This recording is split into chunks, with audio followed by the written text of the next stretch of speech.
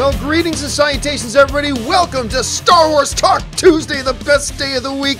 Just so happens to be after Rebels made its return last night that I'm very excited about. I'm very excited to talk about. Hey, listen, guys, I'm going to let you guys know. I understand that Star Wars Rebels did not air everywhere. There are some places in the world that the new Star Wars Rebels has not aired. I'm going to leave the main Star Wars Rebels topic to the last main topic, and we'll talk about it then. But I'm just going to warn you now that when we get to that Star Wars Rebels topic, it will probably be spoilers for the episodes that aired last night. So once we get to that part, you may want to tune out, or you don't care about spoilers and you just want to join in the conversation anyway. So anyway, guys, here we are. Tuesdays, time to talk about some Star Wars. I've picked out 3 topics that you guys have emailed into me.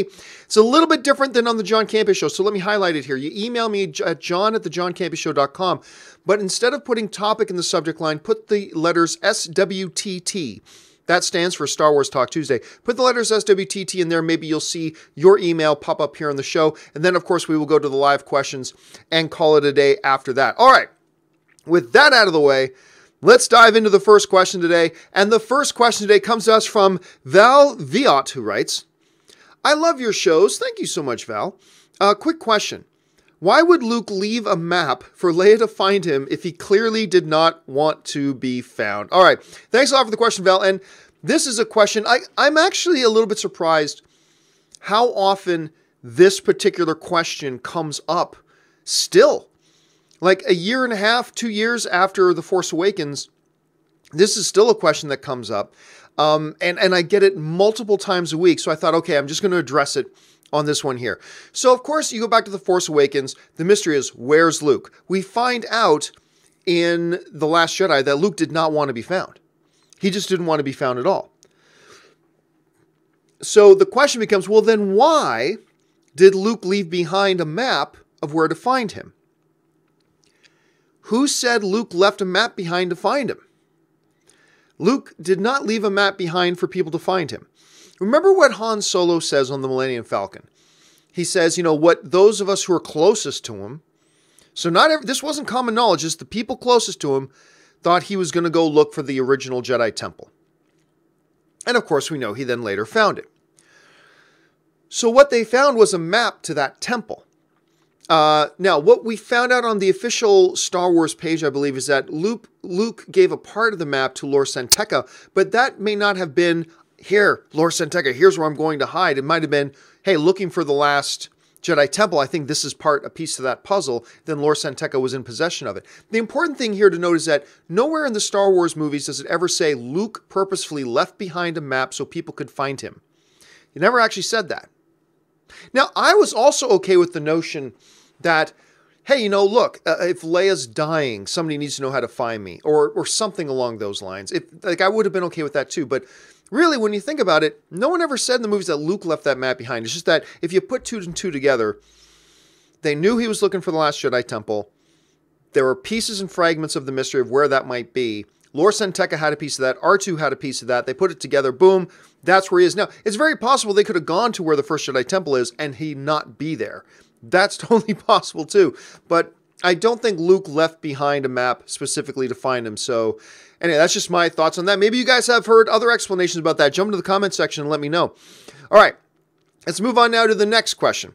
And the next question comes to us from Edgar Tejeda, who writes, Hey, John, what do you think of the possibility of Lucasfilm taking a break from the saga films after episodes 9, 2 to 4 years, and do the Rian Johnson trilogy, the Benioff and Weiss series, and the anthology films like the Kenobi film if it is greenlit?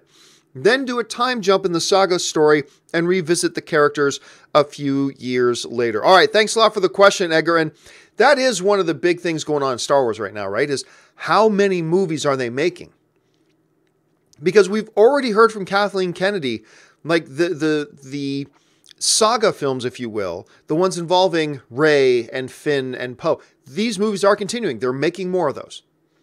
On top of that, we've got the Rian Johnson trilogy that he's kicking off. So now we got those. Now we got a new series of film from the Game of Thrones guys. Those are happening.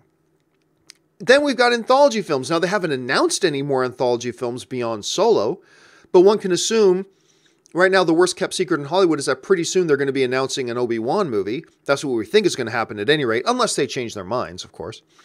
But it looks like that's happening. So where does like episodes 10, 11, and 12, where does that fit in? Well, if you think about it, I personally have no problem if they move to having, like, if they go into episode 10, like, immediately after episode 9. I have no problem with that. But if you think about it, the only 2 times we've had Star Wars trilogies, they've had massive years of breaks in between the next chapters, right? So we had Return of the Jedi ended, and then we had a whole ton of years before we had the prequels. Then the prequels done, then we had a whole ton of years before episode 7. So it would not be inconsistent for them to take a few years off the saga stories, the episodic stories, if you will. It wouldn't be inconsistent of them to do that at all.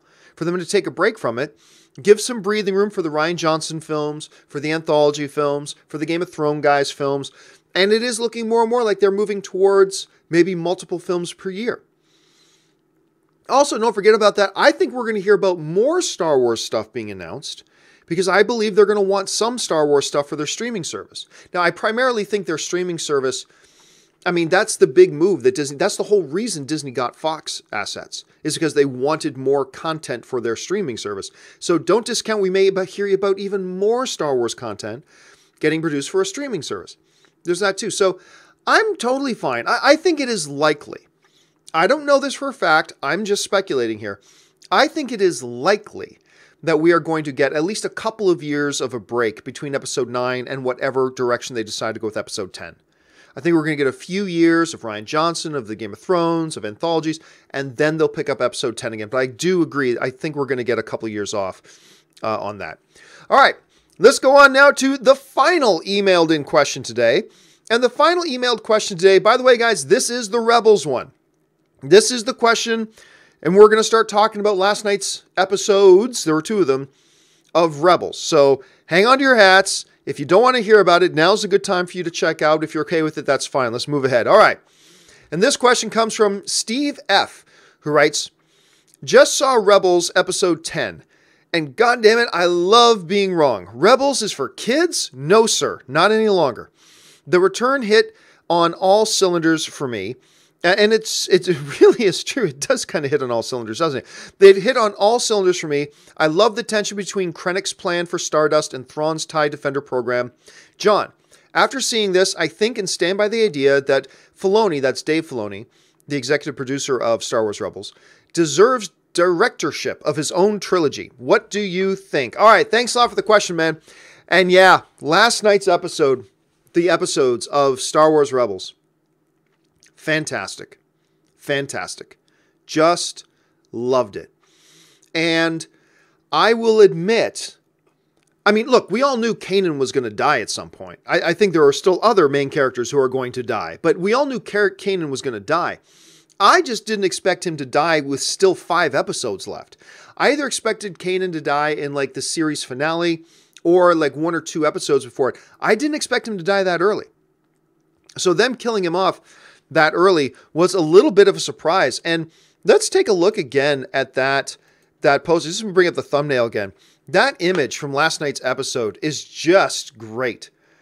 His face is clean. The cloudiness in his eyes are gone. He's seeing again for the first time in his last moments.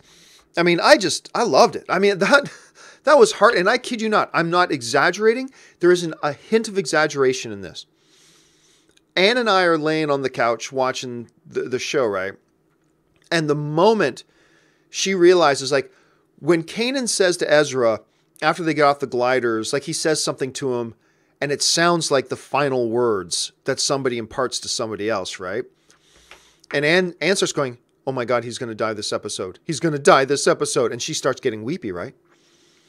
Then they're on the top of the fuel depot, and the explosion happened. He starts fighting it off, and that's it. The waterworks went off. Anne is bawling, Anne's crying and weeping. She asked me to text Freddie Prinze Jr. just to see if he was okay. She was, I just want to know that he's alive. And like she's just weeping and crying, and like she was a mess for all the rest of that episode and the following episode.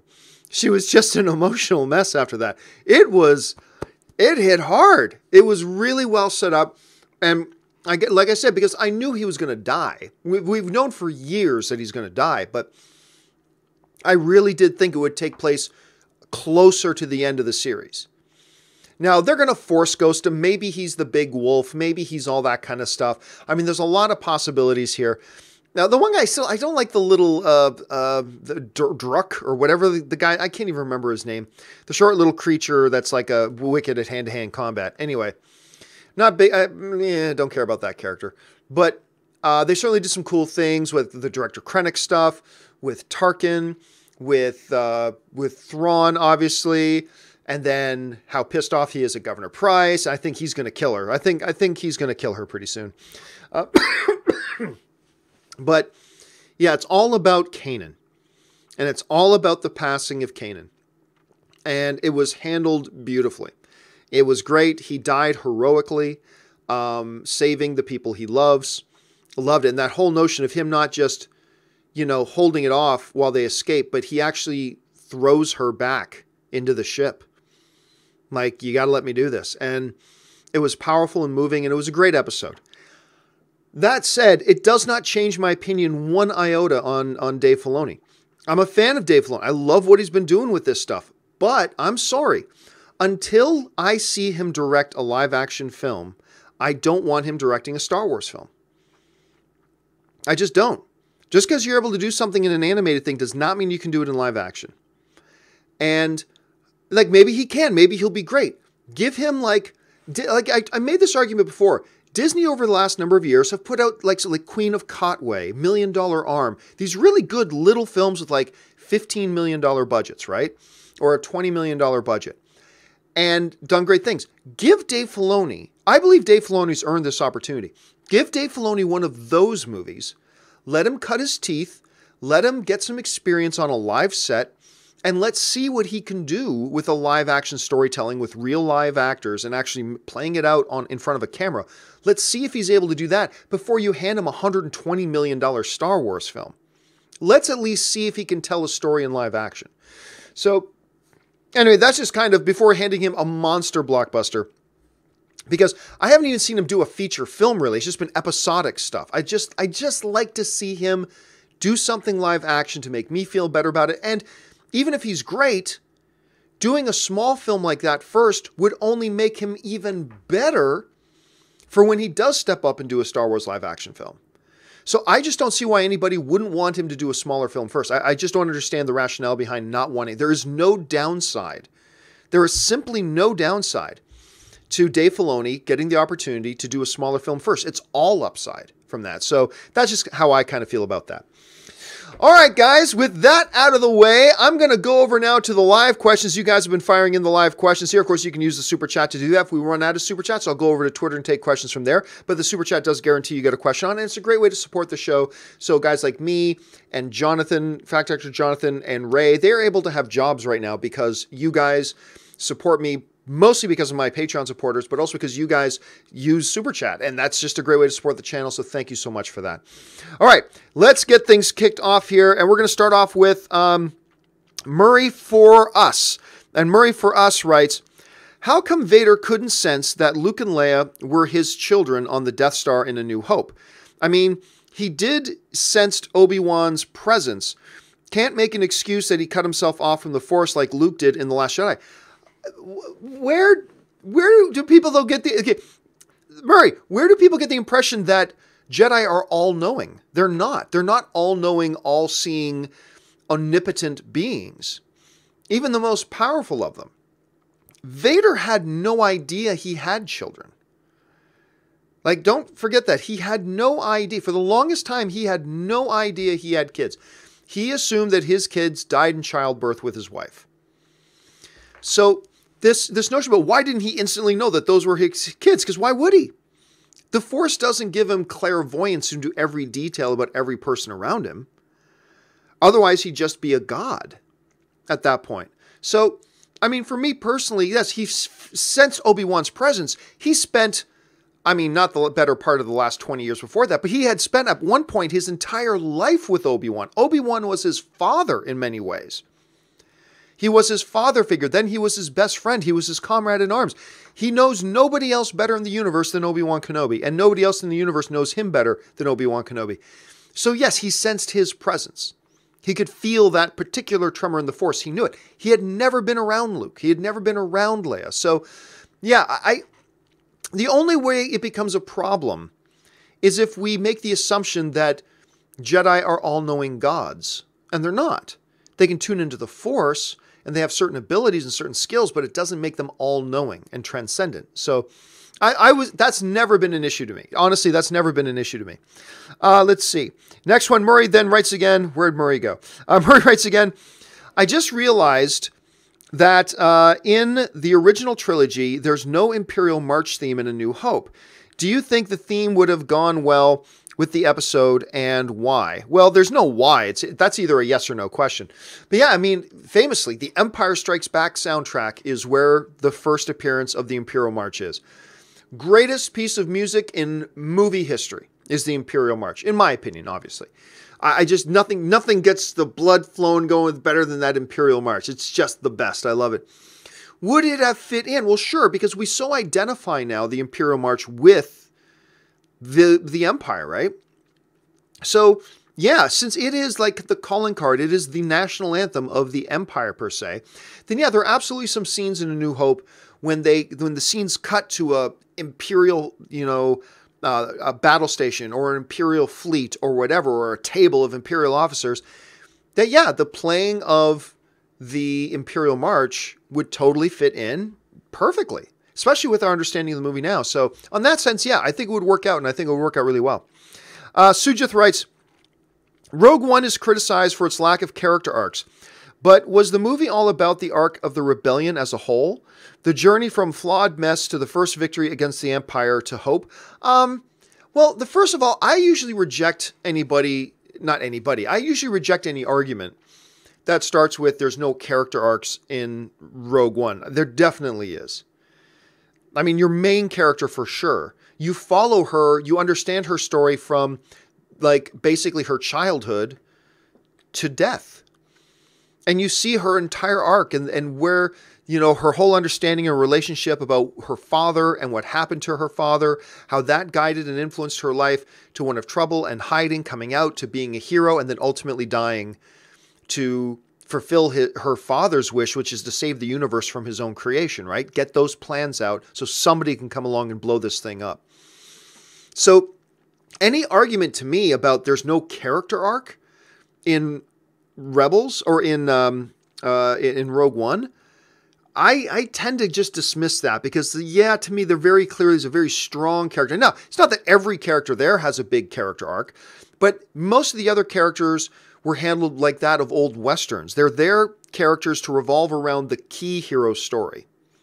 You go to the original Star Wars, it's Han, he has his own character arc. Leia has her own character arc. Luke has his own character arc. All that stuff is there and it's true. But not every movie is like that. This one was more like an old Western where you had your central hero and then these auxiliary characters, these orbital characters that are just there to really support the story of the main character. And then ultimately whatever narrative they're involved in. But to say there were no character arcs in that movie, I think that's a little bit of a misnomer. Sujith also writes, Solo can't pull off the risks Rogue One took. Oh, sure it can. It has to stick to the established Star Wars formula of a story with fully fleshed out characters. Thoughts? No, I disagree. I don't believe there's any one formula that this movie will only work with this one particular formula. I don't agree with that whatsoever. The one advantage that this Solo, A Star Wars Story has, I still hate the A Star Wars Story's name. It's such a stupid name. Anyway, the one advantage that Solo has is that, everybody already knows Solo, right? We know him. That's actually one of the things that's going to work against the movie as well, but we know Solo. We already have an attachment to Solo. So these things are going on. Because of that, I don't think you can say that, nope, the only way Solo can work is if it follows this one path. And I disagree with that. I think it could follow that path. It could adopt that formula, and it could work fine doing it. But I also believe there's 5 or 6 other approaches they could take, and as long as they execute really well, it could work just fine. I just don't think we should limit ourselves in thinking the only way this movie works is if it does this one specific thing. So I don't think that's the way we should look at it personally. Let's see. Chris Bond writes, Congrats on how much the channel has thrived since leaving the quote-unquote corporate overlords. Love the show. Watch every day. Thank you so much, Chris. And I really appreciate it. And it was a bit of a leap, leaving, working for corporations and stuff like that and getting a guaranteed paycheck and things like that. But, I wanted to be happy. And so I was able to branch out and do this now. And it's great now. I have Jonathan working with me and I have the great Ray working with me. And it's all because of you guys supporting the channel, watching the videos and supporting it. And owe you guys a debt of gratitude that I will never fully be able to express. So yeah, there's that. So thank you, Chris. I appreciate that. Chris Martin writes, favorite Williams Star Wars piece. Oh, I just kind of talked about that. It's the Imperial March. Beyond that, Leia's theme. Leia's theme has always had, there's always been something about Leia's theme that has struck me, that strikes a nerve. And that only then obviously amplified after the passing of Carrie Fisher. But yeah, beyond a shadow of a doubt, it's the Imperial March. Ben Rayner writes, most iconic scene in Star Wars. Mine is the binary sunset. To me, it will always be the throne room scene in Return of the Jedi. Not just because it was kind of symbolically the culmination of the entire Luke Skywalker storyline throughout the original trilogy. Like everything in that trilogy led to Skywalker being in that throne room to confront his father one more time. So yes, it was that, but it was more than that. It was the dramatic meaning of the scene. It was everything from the narrative pulse of it, to the musical score of it, to the way that it was the summation of the Luke Skywalker journey, to the way that it was summing up the entire Star Wars trilogy at that point. So for many, many, many, many, many, many, many reasons, that throne room scene to me is the most iconic scene of the Star Wars universe, for me personally. But I mean, it's hard to argue against the Binary Suns. I mean, that's a great one too, for sure. Let's see. We Are Rip City writes, what's up, John? Oh my God, that episode of Rebels. I don't think I have ever been this distraught over Star Wars before. How impactful was it for you? It was impactful for me, but I think I was almost distracted a little bit from how impactful it would be for me by just how much it impacted my wife. And again, I know I already said this, but there is no exaggeration here. Waterworks coming out of my wife, like bawling her eyes out over the death of Kanan. It was great. It was great sitting there with my wife, watching that and seeing Star Wars have such an emotional impact on my wife, who just loves Rebels, just absolutely loves Rebels. And I think that made the experience for me all the more special. But I also think it distracted me from having my own moment of impact with the scene. But I'll take what I got any day of the week. It was great. Chris Martin writes, favorite episode of Rebels. Favorite episode of Rebels. Well, there's that first one where Vader shows up. Where Vader and Kanan and Ezra have their fight, when they bring a walker down on Vader and Vader's like, vroom, tosses it off. That whole episode was fantastic. There is, of course, the one season finale where Ahsoka and Vader face off with each other. It's hard to deny that one being one of the greatest. Those are two that really come to mind. There have also been a couple of really great episodes that have just been fun.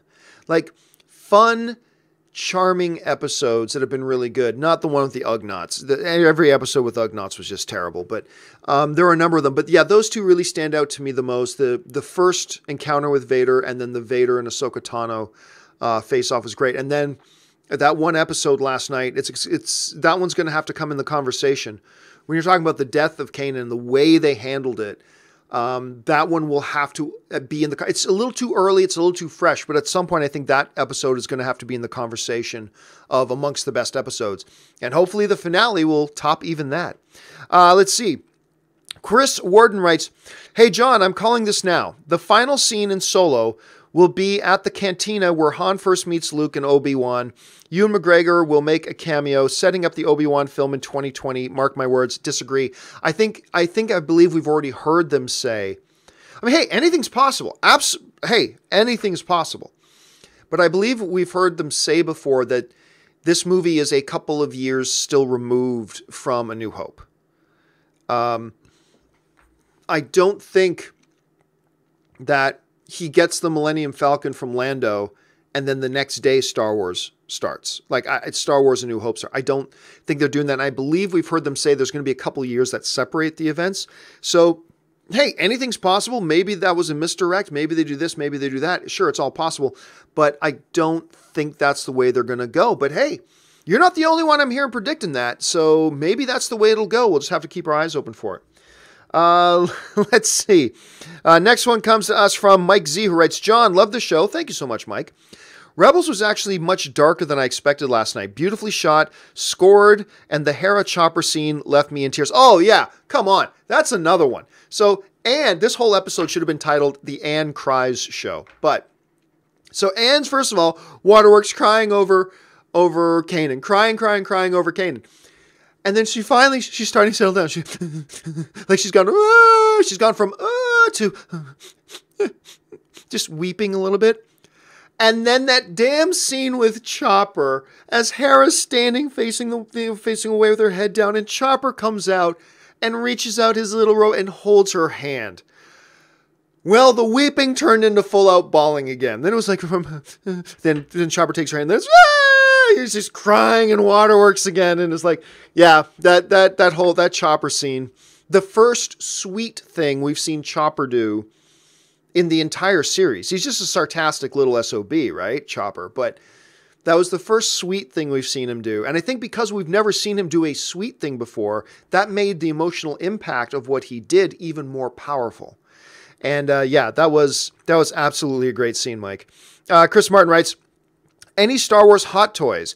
I have Thrawn and Luke Episode 7. They are both amazing. Well, the one I've got out right now... I've never brought this one over. The one I've got out right now is this Boba Fett. It's a really nice stand he's on too. I really like this Boba Fett one that I've got. You can see some of the detail in there. It's a beautifully done figure. I've got an Obi-Wan, but it's still in its box. So there we go. Thank you. Yeah, the Obi-Wan one is still in his box. So I'll crack that one out sometime, but right now the one I've got out is my Boba Fett. Let's see. Anthony R. writes, hey, John, check out the YouTube channel Harmy Despecialized. Harmy is the genius behind the Despecialized editions. Great. And he is doing 1080 versions this year. Fantastic. I love the Despecialized editions. So thank you for sharing that with everybody, Anthony. Everybody go make sure you check that out. Harmy Despecialized. Have to keep our eyes open. And let's see if Disney pulls it down, though, which is highly possible and probable. Anthony R. writes again, where'd he go? What are your favorite Legends books? Mine were The New Jedi Order and so on. I like comparing Luke's Jedi to Yoda's Jedi and seeing the differences. Well, obviously, because you've heard me say it before a million times, my favorite ones are, Last Command. It's the Grand Admiral Thrawn trilogy. The Thrawn trilogy... with Jareth Kaboth and all that kind of stuff. That is my favorite Legends novels. Even though it's Legends, it's among my favorite Star Wars novels, period. It's among my favorite Star Wars novels, just period. The novels are great. Besides that, the one with the X-Wing series, the Rogue Squadron series, there's a couple of them that were pretty good. Those are the ones that usually stick with me the most, are those ones. All right, let's see. Sharan writes, Black Panther, now largest opening Monday, beating The Force Awakens insanity. Okay, I had this discussion a couple of times today. First of all, I love Black Panther. That number doesn't really mean anything. What everybody is overlooking when talking about these headlines, Black Panther beats The Force Awakens. Black Panther opened on a long weekend. Black Panther opened on a long holiday weekend. That wasn't Friday. That was Monday. Monday was a holiday. So, yes, clearly Black Panther did better on its Monday than Star Wars The Last Jedi did. But that's really not saying anything because it was on a long weekend with a holiday Monday. Everybody had the day off, or at least a ton of people had the day off. That's not an advantage that The Last Jedi had. Would it have done it anyway? Maybe. I mean, maybe it would have beat it anyway, even if it wasn't a holiday Monday. But the fact of the matter is, it was a holiday Monday, and people need to keep that in consideration when averaging that out. Let's see. Anthony writes again, I would love a Mandalorian movie. I love their culture. Obviously, not the Fetts or Sabine or her family. Something new, not tied to the saga. Well, there's not a lot that's tied to the saga, really, when you think about the mythology of Mandalore and stuff like that. I'm just not sure. I'm not saying it wouldn't. I'm just saying I'm just not sure that would play to the larger audience. I'm just not 100% sure that would play the large audience and get people really intrigued with it. But maybe it would. Maybe you do your Game of Thrones style stories with Mandalore. Maybe Mandalore becomes the home of those types of stories. Maybe, maybe not. Haskell writes, hey, John, good afternoon. I loved Rebels and teared up too. Love the Krennic / Star Wars Rogue One tie-in versus Thrawn's TIE Defender program. If that depot doesn't blow up, maybe the Emperor goes with Thrawn and not the Death Star. It's possible. It's certainly possible. However, let me mention something that's a little bit of a pet peeve of mine right now, and this has been bugging me a little bit. The stuff they're talking about with the Death Star in Rebels kind of contradicts what was said about both Tarkin and the Death Star project in the canon novel Tarkin. Tarkin, in the novel Tarkin, Grand Moff Tarkin had been giving personal oversight of the development and the making of the Death Star for decades. That's implied in the Tarkin novel. And that's supposed to be canon. Now we get into Rebels, and Tarkin's talking like this Death Star thing, he doesn't even really understand. I don't know, it's just something Krennic's been doing. I think that thing's a waste of time. When in the Tarkin novel, he's like the head chief of it. He's the main guy in charge of overseeing its development and everything like that. It's him. It's supposed to be canon. Rebels is supposed to be canon. And these things are completely contradicting each other about Tarkin's role in the development of the Death Star and his attitude towards the Death Star. They have been completely contradicting. And I thought novels were supposed to be canon now. Everybody, look, at some point, Lucasfilm, just come out and admit, okay, novels aren't really canon. They're sort of canon. Just come out and admit it. Just come out and say, okay, we had this idea of everything being solid canon, but we're finding that to be very tough, which we all knew it would be. It would be very, very tough to do. So no shame there whatsoever. Just come out and admit it. Like, there have been so many instances now where things in the books are contradicting the things they're either doing in the movies or in the shows. Just come out and admit it that the books aren't really canon. And if you're not, then put together some kind of one hell of an explanation for the discrepancies we're seeing between them. Because canon is supposed to be canon. Math is math. Canon is canon. It's either canon or it's not. Your girlfriend ain't sort of pregnant. She's either pregnant or she isn't. And that's it with canon. Either it's canon, that means it's 100% concrete, real history of Star Wars, or it's not. So, and then the contradictions, the difference between Thrawn and the Thrawn novel versus what we're getting in Rebels, and it's just getting frustrating to me. It's getting a little bit frustrating to me. Anyway, but yes, I love the episodes. Haskell deeply. Let's see. Sujith writes, John, why did you delete one of my super chats? No idea what you're talking about, Sujith. George Lucas writes, why does the new movies use actual actors and not CGI? And where's the green screen? Oh, I get it, because the user's name is George Lucas. I get it. Very clever. And the follow-up with probably the most infamous line George Lucas has ever said, Jar Jar is the key to all this. If you don't know why that's funny and the inside joke of that, I think I might have told the story before, but on one of the special features of the DVDs of the prequels, I believe it was of Phantom Menace, you see George Lucas walking through the art department, right? The famous Lucasfilm art department. And there's all these images and storyboards and everything.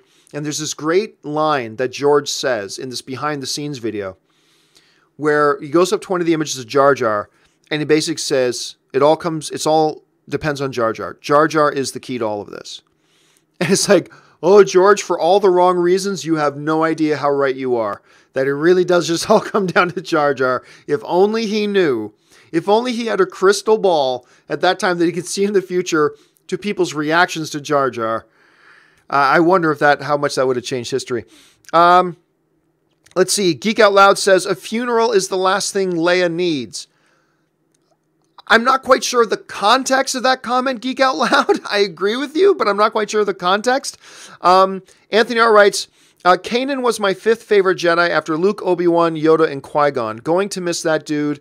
Got his lightsaber from Etsy. Oh, that's great, man. Yeah, Kanan was he was a wonderful character.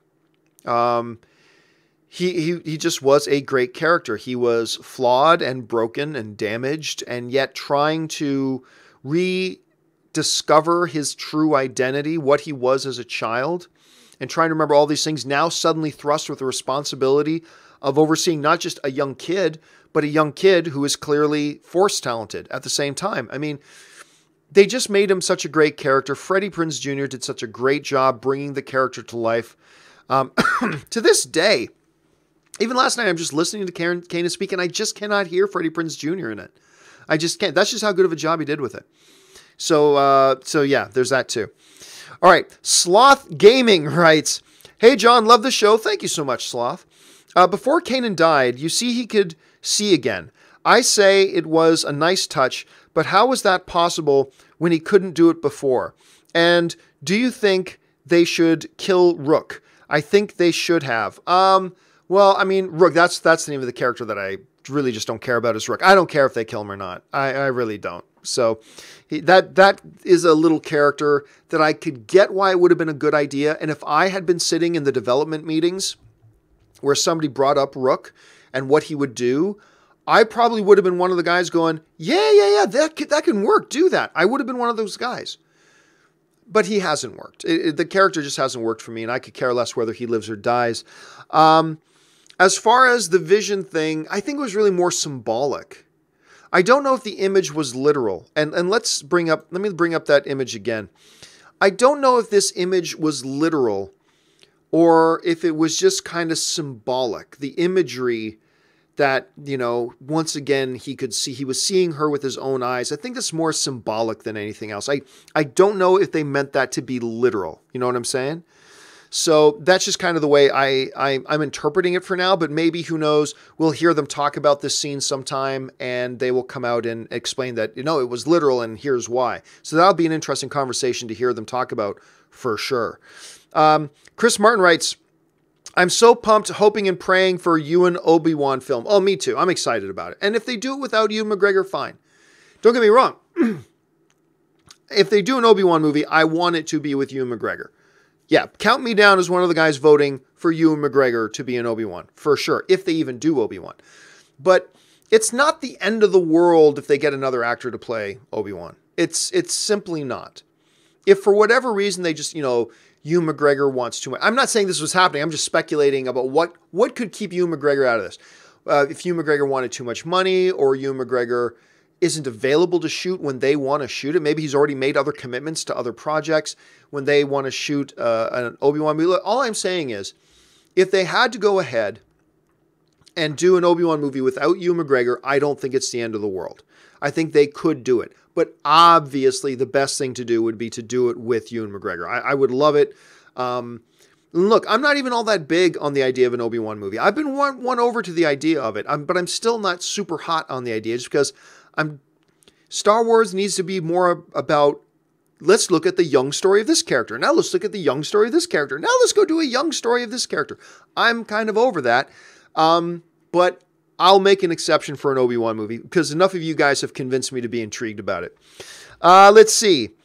Off topic. Did you see from Anthony? Did you see my inconceivable tweet? If it's the one with the baby, then yes, I did see it. I did see it. Sujith writes, your favorite Vader, like in Return of the Jedi. Mine, favorite Vader line, I think is what you mean. Favorite Vader line in Return of the Jedi. Mine is, if you will not fight, you will meet your destiny. Throws lightsaber at Luke. That one's really good. Another one is,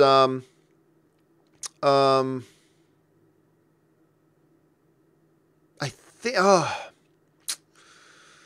know what? I'd have to think about it. That's something, Sujith, I would just have to sit down and think about before I could actually answer it. Haskell420 writes, John, wow, thank you for that regarding Tarkin, Death Star, etc. from the book. I also love the original Thrawn series. Last night, Thrawn finally felt like Thrawn. Oh, yeah. Oh, yeah. The nasty Thrawn. Sorry. Thrawn in Rebels likes to dress himself up in civility because he is Chiss. But Thrawn started to let Thrawn out a little bit. You started to see a bit of Thrawn when you saw how pissed he was at Price. Because she destroyed his entire TIE Defender thing. I mean, she ruined it all. And it was really cool seeing him, like the nastiness Thrawn, the mad Thrawn, the nasty Thrawn starting to come out. And that was a pretty cool thing to see. So I enjoyed that a lot. All right, guys, that will do it for this week's episode of Star Wars Talk Tuesday. Thank you so much for being here and talking Star Wars with me. And again, how amazing were those episodes of Rebels last night? Those were really, really, truly special episodes. I enjoyed them a lot. Cannot wait to see where they go with this thing. Anyway, guys, don't forget, jump down to the comment section, leave a thought. If you're not subscribed to the YouTube channel, click that thumbs up button, become a subscriber to this channel. And guys, just be awesome to each other. And treat each other as fellow film fans, fellow Star Wars fans, even when disagreeing on different points of view. Make sure you're following me on social media, on Facebook, Twitter, and Instagram, just at John Campea. That will do it for me, guys. Thanks so much for joining me. My name's John Campea, and until next video, bye-bye.